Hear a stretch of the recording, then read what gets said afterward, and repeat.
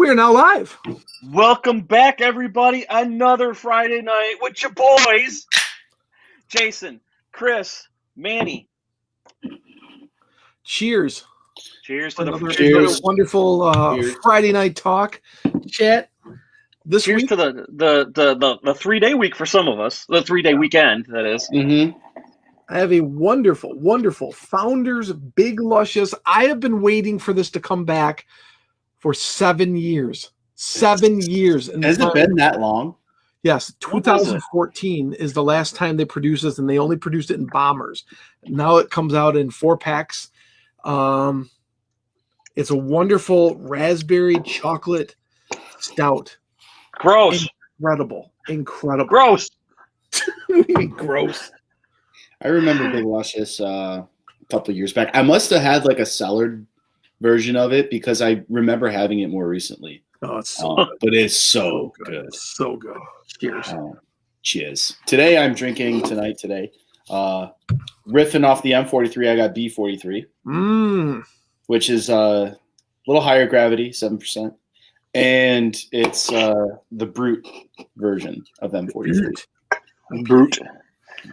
I spent all my tokens in the arcade last night when it comes to beer. So tonight I am drinking V8 Hydrate, strawberry cucumber. So okay, gotta reel it in a little bit because I had Ken Willis, our friend Ken Willis from Michigan, was in town. I think Chris, he lives just a few miles from you, right? Yeah. And he was in town for a convention, and so I got to see him again for the first time in a year because I picked him up from his hotel last night, just like I did the year before when he was at the previous convention. So cool. I used up all my credits, and that's all right. All the credits. So okay. So to those who are watching, listening, however you do what you do, we got another bang up show for you tonight of recapping all of the kick-ass automotive news on muscle cars and trucks that you may or may not have missed. We got a lot to talk about, and we got a short time to do it. Mm-hmm. So without further ado, let's make sure that we get everybody to follow us on Facebook, like us and follow us on Facebook, and also find the Muscle Cars and Trucks YouTube channel and become a subscriber of that so we can migrate the stream from my channel over to there to its home. So thank you. Do that. Okay, Manny. Did you guys watch the Super Bowl or no? I did. Kind of. Vito and I watched it. What'd you think? Half paid attention. What'd you think of the ads? I was disappointed. I was disappointed. Here's the thing. I was expecting better for the GM electric one with Will Ferrell. I don't get the whole why they have to go after Norway thing. Because Norway, I think per capita has the highest EV take rate. So but that doesn't resonate with a 100 million person audience in the Super Bowl. It was a very like it was like almost like the joke was like too specific. Yeah. Because I saw that Norway responded to GM's ad, and the prime minister, she like had the pizza, and that was also like kind of like awkward. I generally like Will Ferrell. He's pretty funny. Oh, I mean, I owe a lot of laughs to Will Ferrell.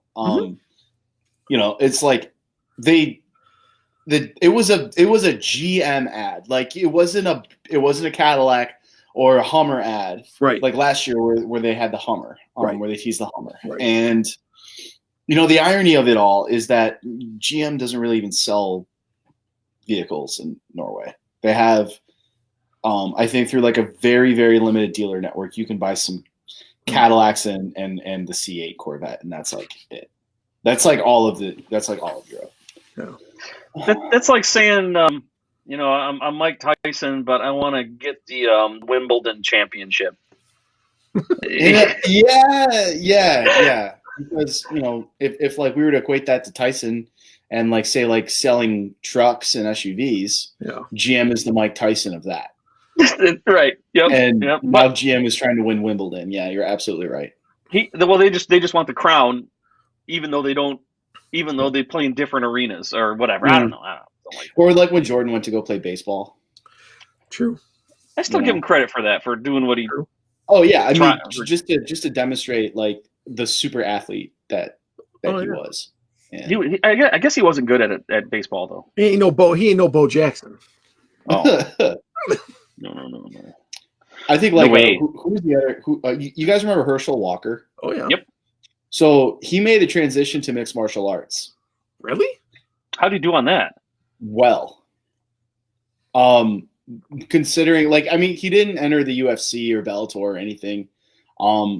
I think one time or a couple times he might have fought in like some circus fights in Japan because he's Herschel Walker, but it like the guy transitioned very well and just he was pushing like 50 when he did it, which is the other thing. Jeez, Pete, and that's just like when you look at him and he was still, it's like he barely aged, right? The guy was shredded, very powerful, very explosive still, and you know, you just kind of give that requires even that transition, like from football to a combat sport, the amount of like skills you have to pick up along the way. And it just, for him, it just seemed to happen so naturally. So some people are just gifted. Well, that's cool. That's cool. Overall, I thought the Super Bowl was and the halftime show was even more. Yeah, I made a comment on my Instagram that I think we're kind of watching a fading spectacle. I think peak Super Bowl happened, maybe at least 5-6 years ago, and since then it really hasn't had the same sort of luster.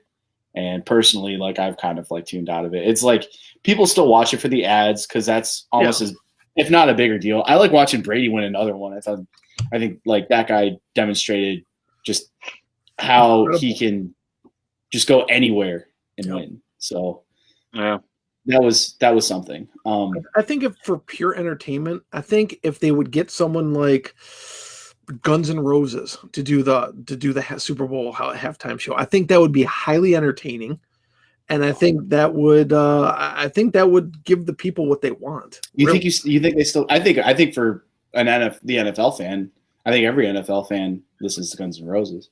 Yeah, but like the Super Bowl is kind of different in that, like, horse racing fans are not making up the audience of the Kentucky Derby. Yeah. It's a little, it's different. But anyway, yeah, back to the ads. One ad I was extremely disappointed in was the Jeep one. You don't like the Jeep one, really? No. What, Bruce Springsteen? So ironically, that ad got pulled. Yeah. Because the boss got a DWI. And but that was back in November too. It was back in November. I guess this surfaced. I don't know what happened, but you got to assume that because Jeep wanted Springsteen for years, they finally got him. Right. And then this happened, or at least this surfaced, right? And so it like must have been a wildly expensive ad, and then they pulled it. It's kind of like ripples. It's reminiscent a bit of like, you remember the Chevrolet Strong ad with Will Hogue. He made just a little like country riff for Chevy trucks. Mm-hmm. And then it was like it went live right when Boston bombing happened. Oh yeah. And the tag was Boston Strong, and then this was also like, it was Chevy Strong. And it was just like, damn. I don't know. Yeah. And so that's why they pulled those ads, because that was another like big marketing campaign, high budget, and like an awesome just an awesome like tag, like Strong, right? Like that's it. And I thought it worked, and then that happened, and the essentially cancel culture went after Chevy pretty hard, and they had to pull the ads. So what are you going to do? Exactly. It's the name of the game. Pivot and adapt. So there was also a SpaceX ad at the Super Bowl. I thought that was kind of neat. I thought that was kind of neat. Not a Tesla ad, SpaceX ad, but there is some Tesla news this week. Yeah, let's jump into that. I'm dying to hear your thoughts on it. So, Elon Musk, I think it was the third time he was on Joe Rogan. They smoke another joint? They did not. They drank whiskey, which is the safer route when you're in Texas. Yeah, I guess. I don't think I don't even know if weed is legal in Texas yet.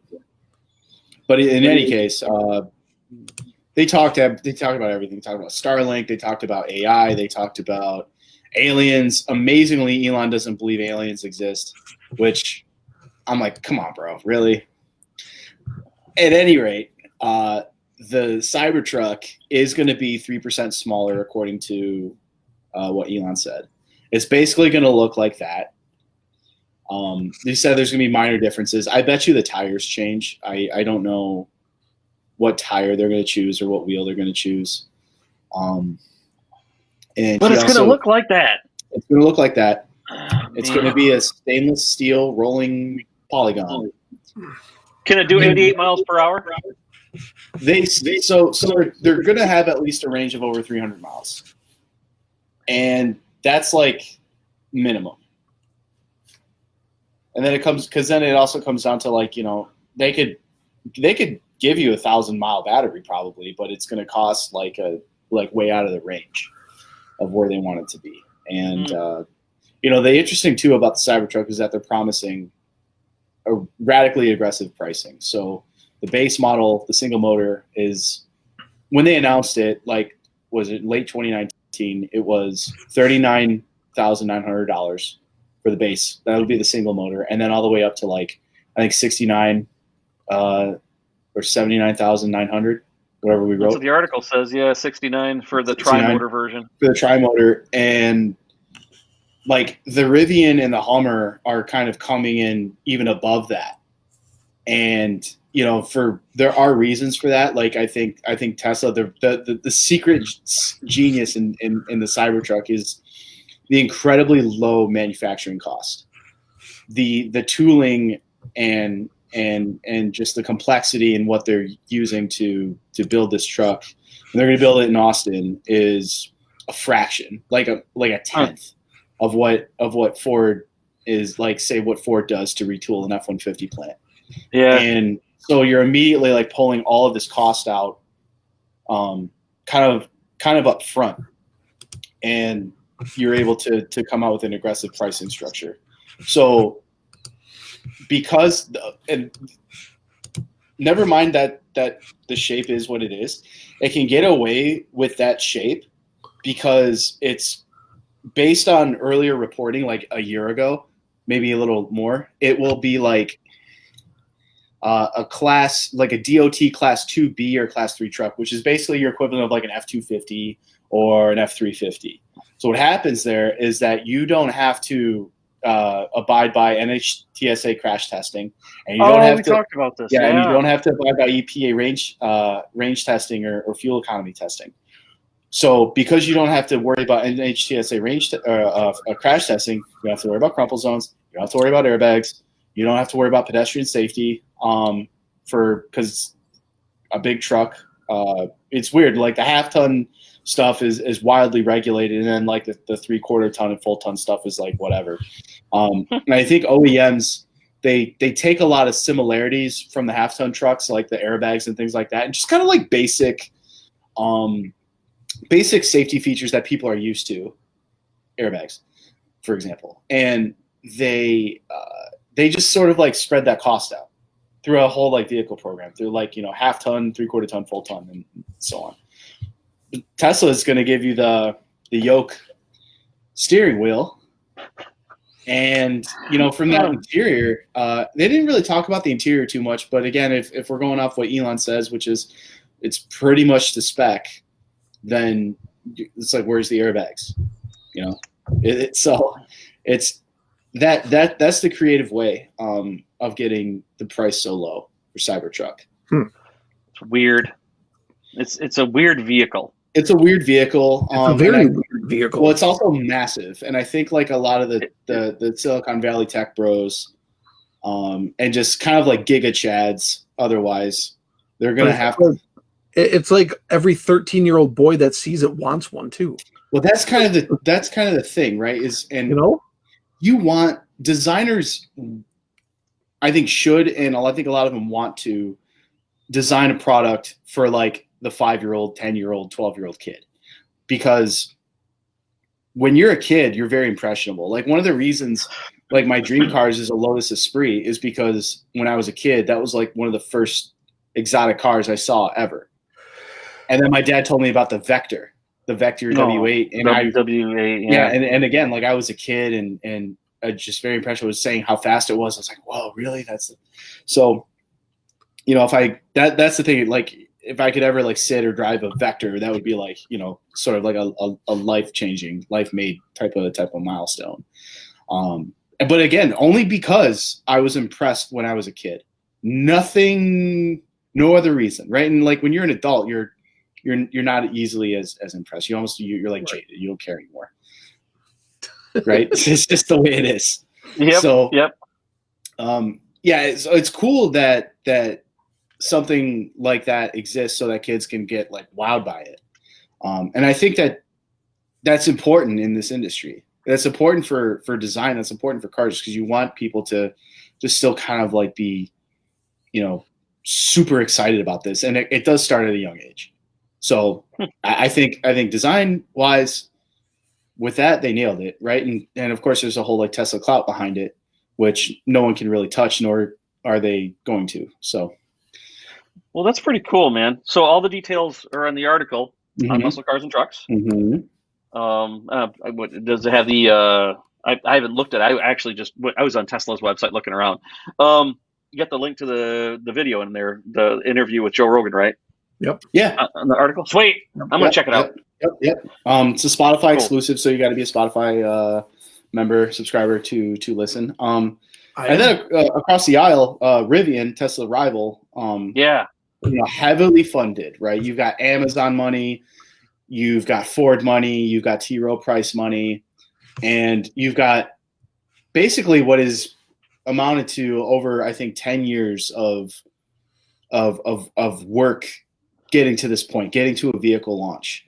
Right? They're launching this summer. They will actually beat Tesla and Hummer to market. It all goes to plan. If all goes to plan, they'll beat both of them by a couple of months.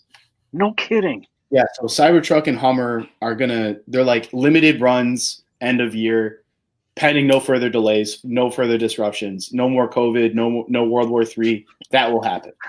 And then Rivian, same thing. So they're building it they're building the R1T and the R1S, super cool vehicles in Illinois.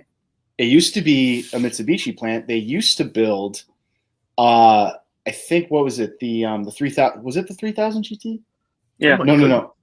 Oh, the Dodge Stealth clone. Stealth and 3000. Yeah, I think that was DR4.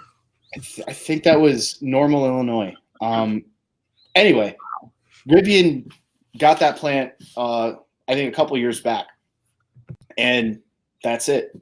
So it's cool that it's, you know, even though they moved to East Irvine, they still kind of have like they're benefiting from their Great Lakes region like roots. And that they have all of these engineering infrastructure connections and things like that. A lot of operations still here, and I think Rivian going public is, I actually think, probably the only brand that has a chance of taking any wind out of Tesla sales personally. And it's going to be, I think that'll be an exciting moment. It'll be really exciting to see what happens to Rivian there. So and we can move on from that too, because like that's just kind of it. It's supposed to happen by like September, and that was based on a Bloomberg report. No further details. What's it called? Rivian isn't going to comment on that, so we'll just have to see. We'll just have to wait and see. It's Bloomberg, so you know, rarely are they incorrect. Do you think that there's going to be any reason to compete on price, or is it just first to market? First to market's a big one. The Rivian, they haven't. I don't know if they've gone back on their pricing, but expectation was that it would be around $80,000. Jeez. Maybe you know, you can get it close to $60, but that's still, you know, it's an expensive truck. I was really hoping by now, 2021, prices for batteries would have significantly dropped. It has. Yeah. They have. But what's happening is that instead of making the car is cheaper. We're not going back on the pricing. And that's the really frustrating thing. It's like we're not going back. Cars and trucks are just getting more expensive.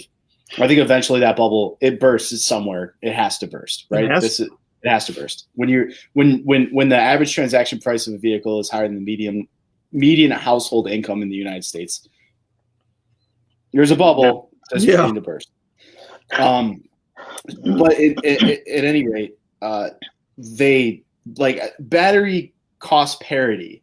And again, this argument's kind of flawed because you kind of have to look at how much like retooling and renovation and upgrades that say like a company's infrastructure needs, or how much R&D money they put into it. And like in the case of GM, I mean, like almost an unfathomable amount of money has brought them to this point where they're going to have 30 vehicles, fully electric vehicles by 2025, like an absurd billion. Like, I mean, not 100 billion, but like it's been billions and billions of dollars every year leading up to this point. And you got to realize too that funding has to be pulled from something else. So they're really spending a lot of money in a fixed area, and we'll have to wait and see if that pays off. So it's a bold strategy. It's a bold move, Cotton. I hope it pays off. Let's see if it pays off. And okay, but what I was saying about the battery stuff is that they just make the batteries, the range and the sophistication of the batteries even better.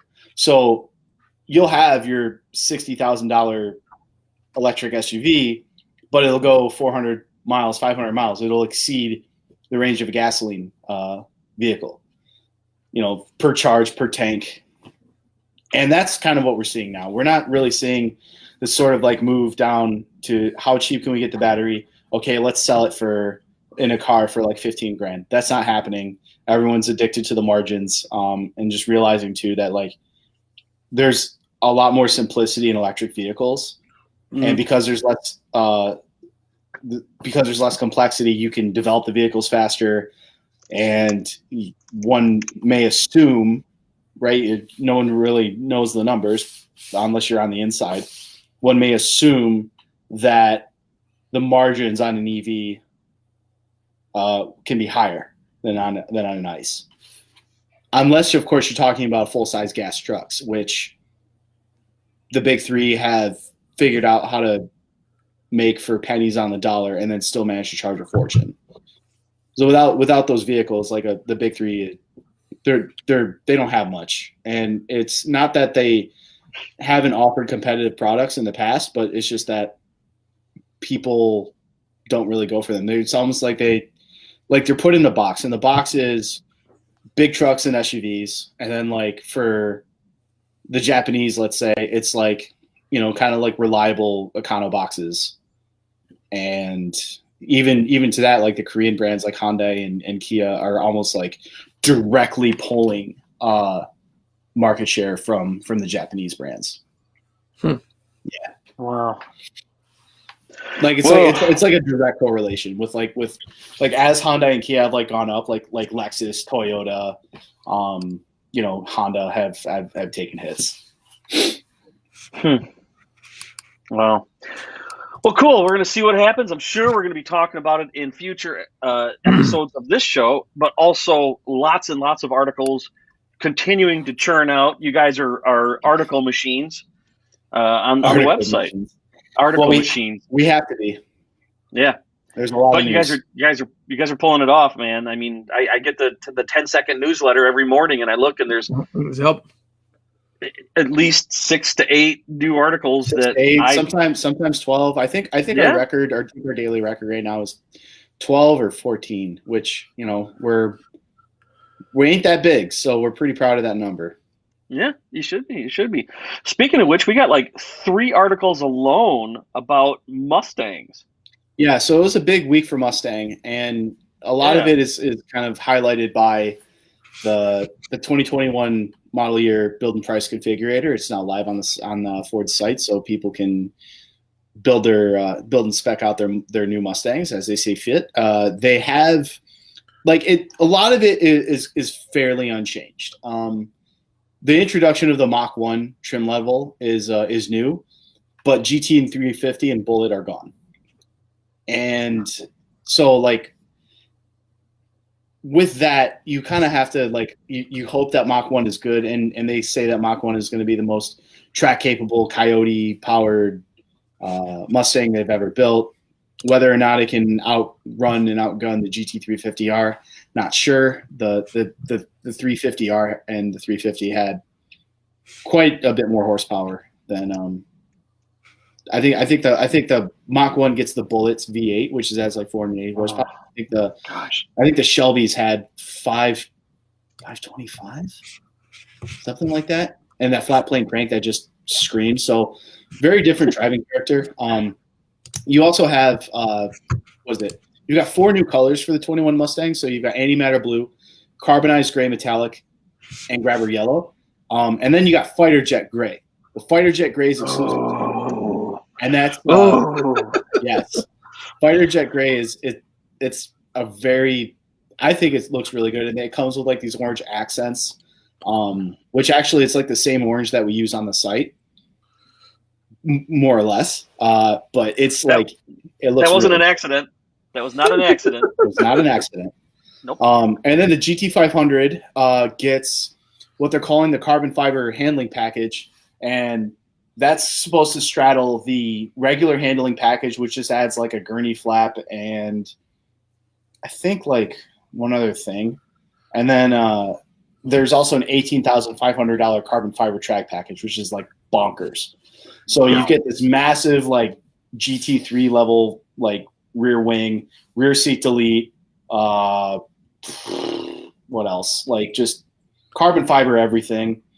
So pretty crazy stuff. But like the carbon fiber handling package is going to be $10,000, so almost half the price. Oh, is that all?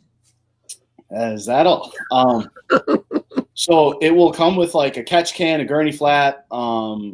It will come with splitter wickers, a wheel locking kit, adjustable strut top mounts, which is kind of going to be new for the 2021 model year.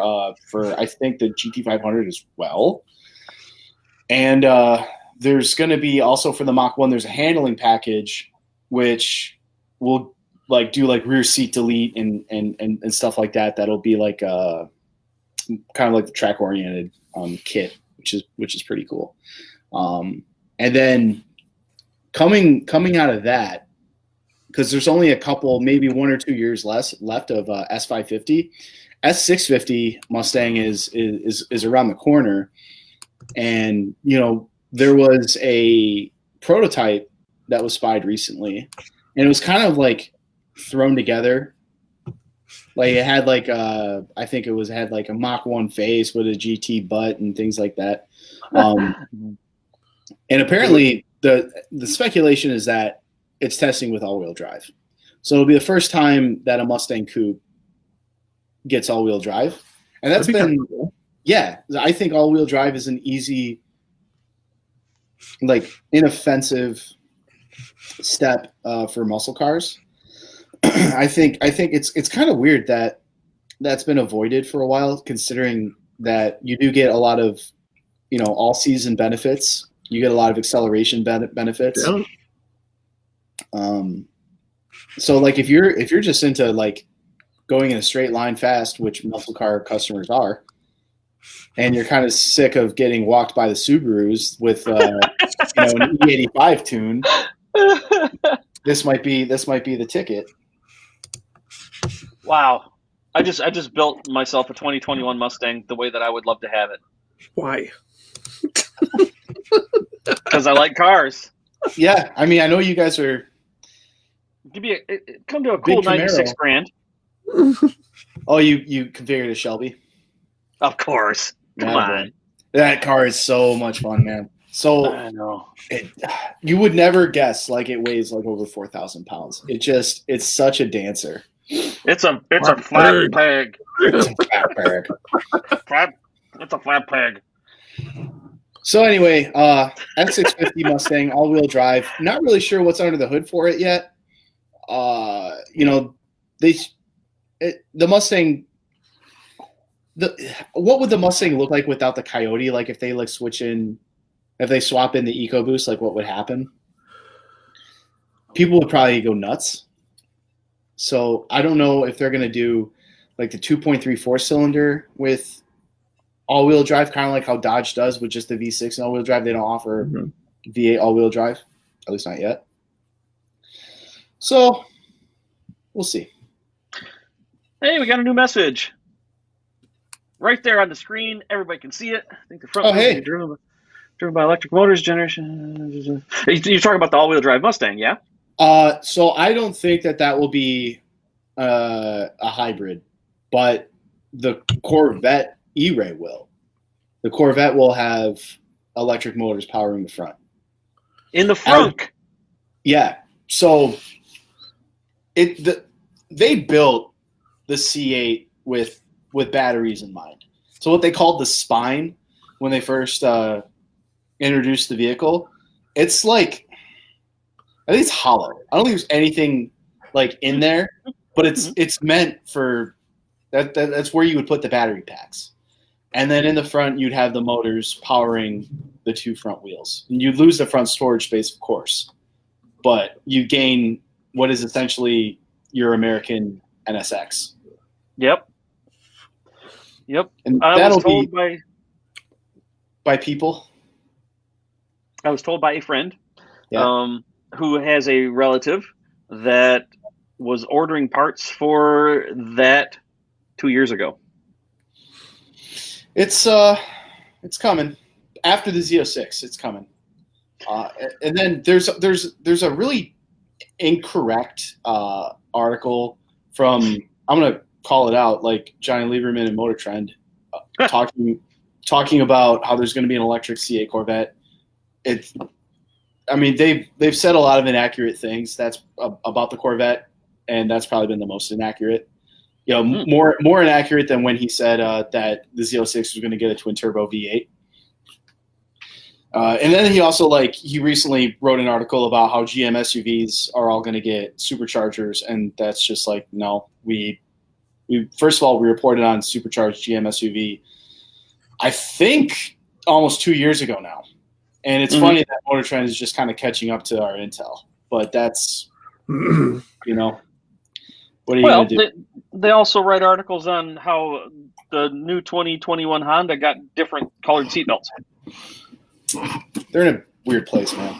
They write about boring cars. Do not read about boring cars. Go to musclecarsandtrucks.com. I don't even know where to go. You have to go to Muscle Trucks. How about this non-boring article that you guys wrote this week? So Roush, 750 horsepower, most powerful Roush Mustang they've built yet. So they're still very much, even though we reported on Roush Overland last week, they're still very much vested in performance tuning, and Roush is there like no other Mustang or like Ford performance company really comes close. I really like what Ford does in that they work very closely with Roush, and because of that, Roush is able to get like basically OEM quality like upgrades. Like they do injection molding like front fascias and things like that, where that's just like not really a thing in the aftermarket. At least for anyone who doesn't work with an OEM so closely.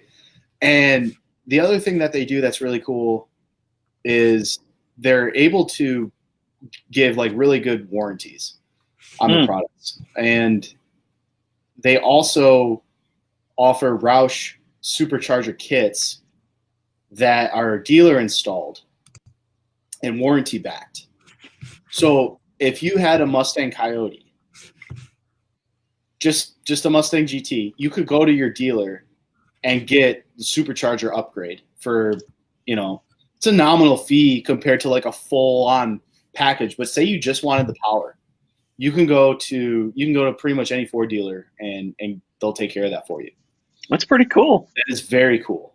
Yeah, and it's largely it's a Roush system, so the quality is there, and provided the installation goes great, then you've got nothing to worry about. but you get like 100, 200 horsepower upgrade. I think they offered, something like 650 horsepower if you go with the Roush upgrade. And again, like you're not doing anything to your tires or your half shafts or anything. You're just supercharger. Off you go. Gosh. Have fun. Here you go. Isn't Roush here like in Troy or something like that? Roush is in like Schoolcraft Livernois area. Okay. Yeah, Roush Enterprises, and the building is like, it's impressive. It's big. And then didn't they buy the SLP thing? Didn't they buy SLP's parts? Yep, I think they did. Yep. The whole part business years ago. Yeah, like what, 5 years ago or something like that. Gosh, it's been a while now. Yeah. The Roush is a cool company, and then they're also going like overland, like we reported last week, which is, I think the iron's hot right now, and you're going to see a lot of aftermarket companies kind of forced into that direction because of ECU encryptions. And I mean, unless companies like Ford and GM get together and maybe do like a licensing or some sort of credit system, however, that might be the only way, like in the future. Wow, man. But we'll have to see what like Ford.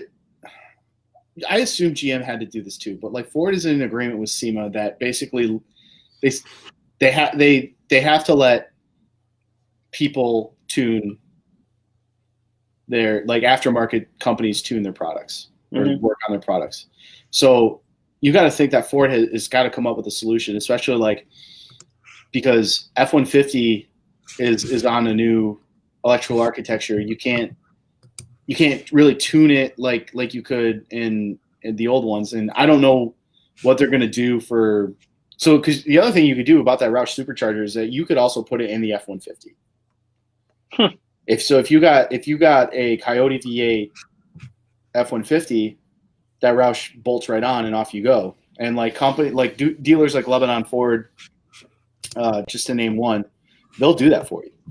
And I don't know if you're going to be able to do that with the new F-150, at least, just yet. And then same thing with Bronco. Bronco's going to be another. I think Bronco's going to be another Corvette nightmare, based on what I've heard and who I've spoken to at Ford. And we've written articles about it. These are like on the record interviews that have basically outlined that ECU encryption is here and it's not going anywhere. Wow. Speaking of Broncos, I saw one around here like 3 weeks ago. Big Bronco, 2-door, 4-door? I don't remember. It was coming at me. It passed, and I was like, and I'm like, wait a minute.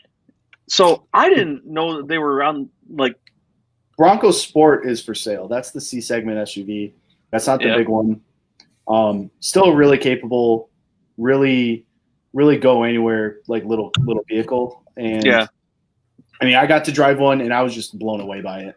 I didn't even drive the Badlands. I drove like a lower trim level. I think it was Outer Banks, and it was a 3-cylinder engine. I thought it was a 4.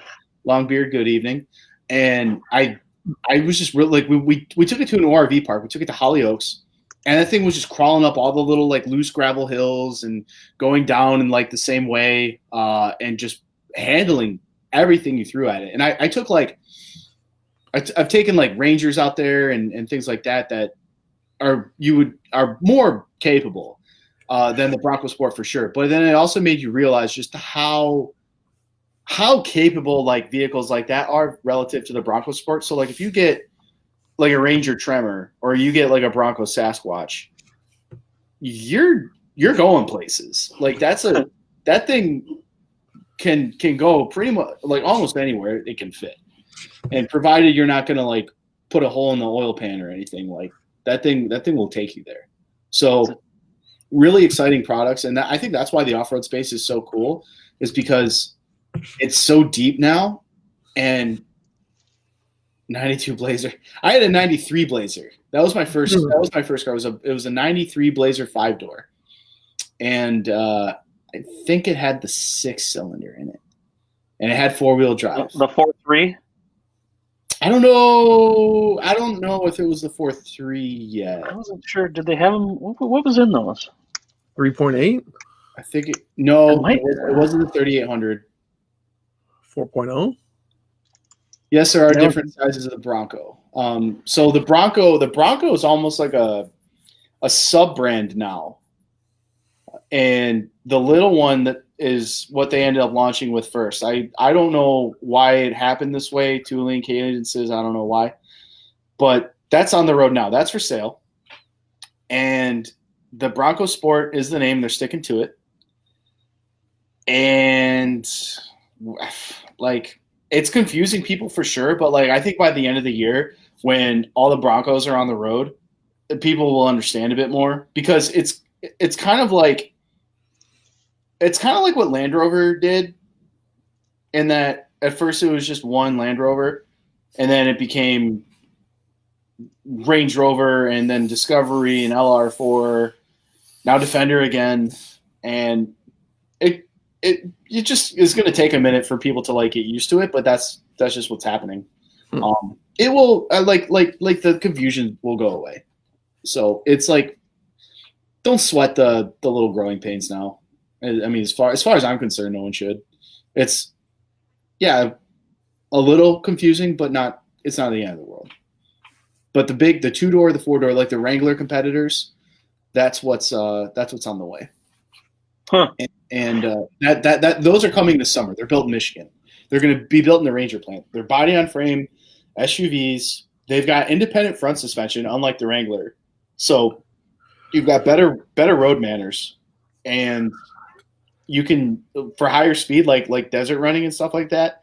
That architecture will make it more like adaptable for like a Bronco Raptor or a Warthog, whatever they call it. Like something that's going to be good for like higher speed, like off-road Baja 1000 type of stuff, which they haven't won yet. It's been 2 years, and Glickenhaus has just mopped the floor both years. That Glickenhaus boot is their race vehicle. That thing is freaking sweet. Yeah, it sure looks like it. Now I'm building a Ford. They're not starting cheap, man. They're not. So, I mean, but there's also, so there's a lot of Mustang news this week, but there's also a lot of like Supercharger news this week. So for pretty much everybody. So we just talked about the Roush upgrade, 750 horsepower. Whipple just announced their Gen 5 Supercharger for Hemis, specifically the Hellcat. And it's a 3-liter. Twin screw. Oof. Yep. It's a big blower, man. It's a big blower. It's just a little bigger than the Gen 4. The Gen 4 is 2.9. But they share like virtually like no parts. No? No. But they say that like for your Hellcat engine, it's very plug and play.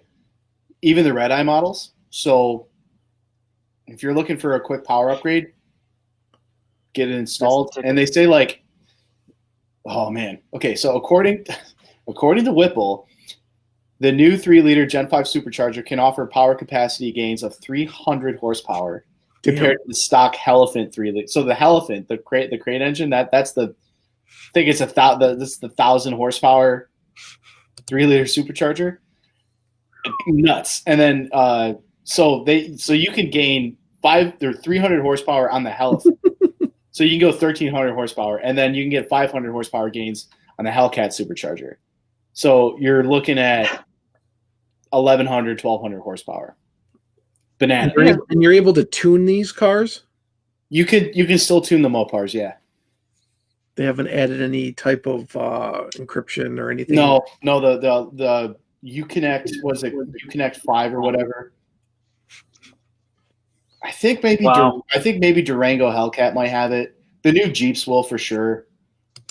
But yeah, as far as I know, I'll have to look into it more. But encrypted ECUs at the Mopars haven't happened yet. You can still go somewhere. You can still get them. You can still get them tuned.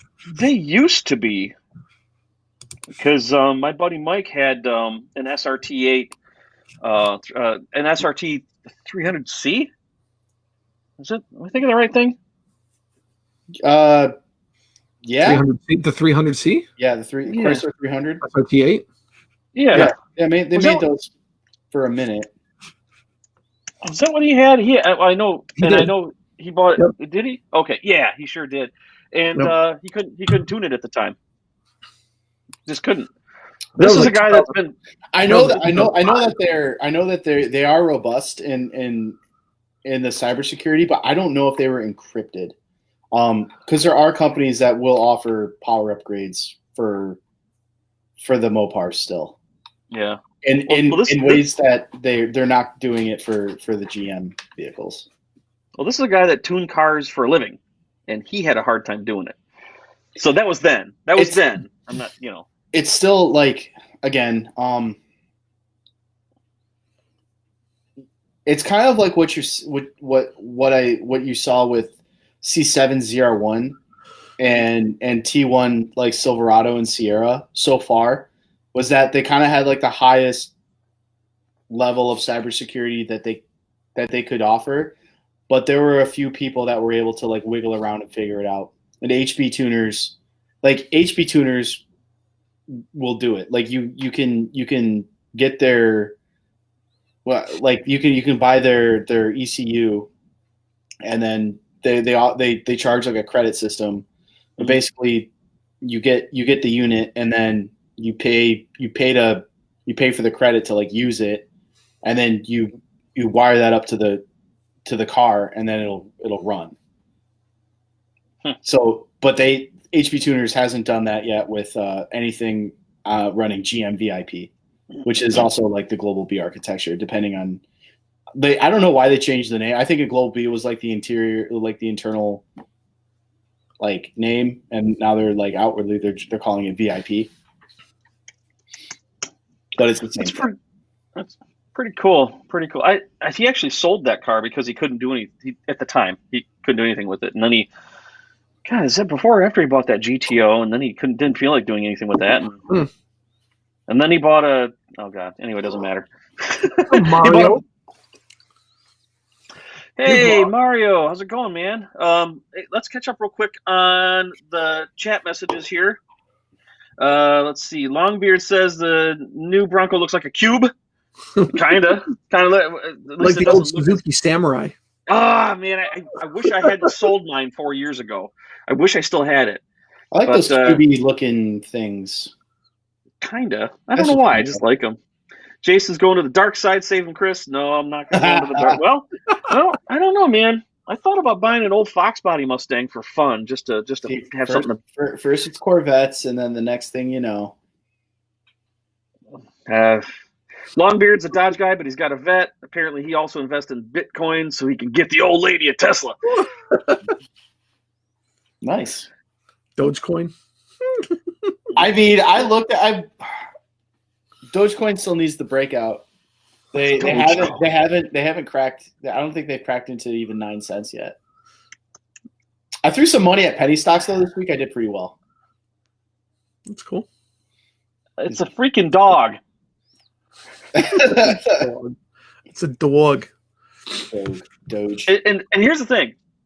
That's how you say it. Dogecoin. Yep. I think it's Doge. I mean, it sounds funnier just to say Doge. But that's what I thought it was, like Doge. Add a Viper to the list, Jason. Yeah. No way, man. Those things. Get a Viper. I don't want a Viper. Oh, I love it. I don't know. Maybe if I drove one, maybe I'd change my mind on it. But it is. You know the first time you've had unprotected sex? Nope. Nope. And I don't even want to talk about it right now. It's like that. Really? It's the first. Yeah, the first time. Okay. You feel everything. So what else we got? The Callaway Silverado. Yeah. Did I derail you there, Jason? Yeah, you did what I normally do. I say something completely out of nowhere that makes people go, "Oh God, why? Why are you talking about this right now?" But I get the it's true analogy. So Callaway. This is okay. So I think you know how I talk about like Roush to Ford. Yep. In a lot of ways, Callaway is like that to GM, where they are able to work close enough to get like with GM, and they're able to like offer like an unmatched warranty protection that actually doesn't, as far as I can tell, that doesn't really void the warranty of the GM product. It actually runs with it. So Callaway has its own parts warranty, and then GM's factory warranty, I believe, stays intact. Right. Which is something that's like you don't see that in the aftermarket. So with this new announcement, you've got the Callaway Sport Truck. That's a supercharged T1 Chevy Silverado. And that you don't see a lot of T1, like I said, like you don't see a lot of supercharged or tuned T1 Silverados because they are also hard to tune. And they're going to be impossible to tune on the refresh because they're getting GM VIP as well. So they're going to have the same encryption that their SUVs have. And they're going to have like some interior upgrades too and some similarities with the GM SUVs. Like, I mean, there's like 3, 4, 5 different interior configurations you can get with the GM SUVs, even like Escalade included. So it's just like a matter of like which one it's going to look like. I'm not really sure, but it's either way, like you're also going to get the cyber security encryption. So, but with this, you get a 585 horsepower supercharged Silverado, and that's a big jump. That's I think 150, 60 horsepower. They have 160 horsepower upgrade from standard, and well, you might be thinking it's like, oh, that's not a big upgrade. That's not a lot. It's not even 600 horsepower. Well, that's not a lot. You can go get the Yenko. You can have Dave Hamburger build you a Yenko Silverado that has pushing 1,000, so 800 or something like that. It's crazy. But this one, I think the reason, I think it's probably like as far as they'll push the power while keeping the warranty intact, which makes sense. Mm-hmm. Yep. It's like a $28,000 package too. So $27,995 before any options, and the first one is going to be available at McDermott Chevrolet in East Haven, Connecticut, and Callaway's a Connecticut-based company, so it makes sense. But out the door, that Callaway supercharged Silverado is $90,000, $90,000. It's an expensive truck. It's an expensive truck, and for that. The TRX looks mighty tempting. Don't say I don't know about Pahrump. We've been to Pahrump many times. Yep. Yeah. In fact, if you look deeper into my YouTube channel, you'll see me driving ZL1s at Spring Mountain. So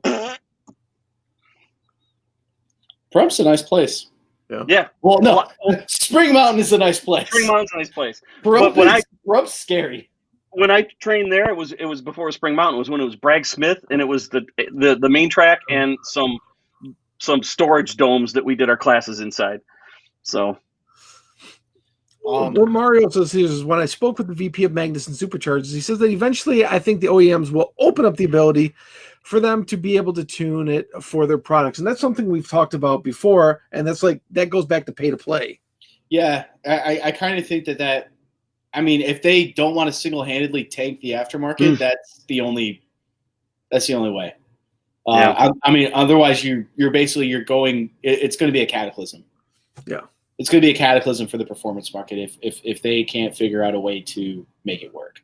And then you're going to start seeing lawsuits after lawsuit after lawsuits. And you know what though? They're gonna lose. Who's going to lose? I think the tuning companies are going to lose. Oh, because between like the Digital Millennium Copyright Act, which kind of covers like the OEM,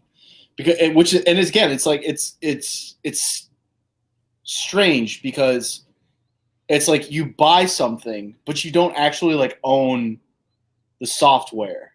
It's like a license. So it's frustrating. Because for some reason here, the law isn't really on the side of where it should be. Yeah, I think it's kind of a gray area, and I think until we see it litigated, to get a clear path to what. But I don't think I don't know. Is it gonna get that far? I don't. I genuinely think that like there's diplomacy at work happening right now. Yeah, and there's solutions on the table right now, but it's probably because of the nature of encryption, it's probably very complicated, and it's just kind of like the cost analysis of it all is just like, well, how much time, effort, money, what is it going to be to pay to access a C8? Mm-hmm. And it might be more expensive than people want it to be. I was thinking about that, Mario, about the right to repair movement. We'll see. Because like Tesla is another example of a company that doesn't want you working on their stuff. Right. And the right to repair, I mean, SEMA has largely been behind like not just right to repair, but like right to race. What do they call their bill? Is a SEMA backed bill? Anyway, there was a big fuss about it for a while, and then we're like, no one's trying to take away your race car, bro. It's like, oh, not yet. Not yet. They're not going to take away the car. They're just going to make it so you can't do anything with it. Right. And so it's all a very like, there's like what's it called? Road to hell is always paved with good intentions. And I think that what's happening in the name of cybersecurity, which is kind of like almost like a boogeyman. I don't think a lot of people are gonna, actively hack everybody's car. I think that's kind of a boogeyman. But yeah, the trade-off is at risking of wiping out a multi-billion-dollar industry that people really love. It's a hobby that's a multi-billion-dollar industry. Well, it could be a war of attrition if Chrysler continues to keep things wide open. Or, I don't know about wide, but open, and then everybody else locks it down. Guess what? What'd you say, Chris? Stellantis. Whatever. It's freaking Dodge. It's Dodge Ram. It's Plymouth. I get a kick still when people call them Dodge Rams. It's Dodge Ram. It's like, no, it's just Ram now. Where have you been for 10 years? Just Ram. Well, I was behind a semi-truck going down Mound Road that said Dodge Ram on the back of it. Dodge Ram. Dodge Ram. It's a truck that hauls stuff. So, all right, gang. All right. We got to wrap up. I got to get out of here. I got a big day starting super early tomorrow morning. I was just getting warmed up. I know you were, but we got to chop it off now, Manny. Sorry, dude. I mean, you can stay on all you want, but I'm out. We did have some other things we want to talk to you guys. We got 7 of you here that are watching right now. I think that's a record for us because we're a relatively unknown show. But it's good to have you guys in here. Appreciate the comments. A lot of people watch the replays, so don't fib the numbers. A lot of people watch the replays. Oh yeah, well, thousands upon thousands are going to see this over millions, hundreds of years. But millions. I wonder how many views this video will have when we're all dead. Assuming that like servers haven't been nuked, I have no idea. Yeah, I wonder what's going to happen to anything that we've done online in 100 years. Where's that going to go? That was another thing that Musk was talking about. Is like yeah, because we're kind of in danger of like, well, if we're putting everything on hard drives and stuff, like how do we preserve that? Where it's like versus like ancient civilizations, they put everything in like stone. Stone's hard to destroy. Yeah. And we might have. He's like. I don't know, dude. We might have to think about putting some things in stone. Well, I'm sure they're archiving, at the Wayback Machine and the national level. There's lots of ways to to save the stuff and preserve the data. But how do you find it when you need it? That's what librarians are for. What's a library? Are you thinking you're gonna have the Dewey Decimal System looking up this video? Not Dewey for videos, but for books. Well, by then, I hope so. The AI will be so solid that it's going to be like you're going to tap your temple and think the words, that show with those three dudes that talked about cars, and then it's gonna like go bing bing bing bing bing bing, and then it's gonna go based on your previous thoughts about anything. It's gonna be all AI. Yeah, it's gonna be all AI, and here you go. So and they're gonna get it wrong though, and they're gonna pull up an old episode of Top Gear. Okay, one dude from Donut Media. The one dude from Donut Media. Well, here's the thing. To everybody watching this 200 years after we recorded it, what's up? What do you think of the show? Leave your comments below. All right, guys. We will see you maybe next week, maybe next Friday at the same time. That's what we've been doing. That's right. Again, get on over to musclecarsandtrucks.com. If you haven't already, subscribe to the newsletter. Get over to the Muscle Cars and Trucks YouTube channel. Manny, do you have a custom URL for that yet? For the YouTube channel? For the YouTube channel. Is it? I forgot. Yes. Okay. YouTube.com/. Hold on. Don't want to give away a porn site or something. I don't. I'll do that. I don't have a custom URL. Anyway, if you need help with that, make me a collaborator on the account, which you probably should anyway. I'll get in there and I'll tweak some stuff. Chris, see if you can add Chris too. Yeah. So anyway, Facebook, Twitter, Instagram, YouTube, and of course the main site itself. In fact, if you want to get all the socials, just go to the main site, click the links, you'll find out how to get there. Guys, thank you so much for joining us. Chris and Manny, good to see you guys again on a Friday night. Have a good rest of your weekend. And everybody else, be safe. That's right. Peace.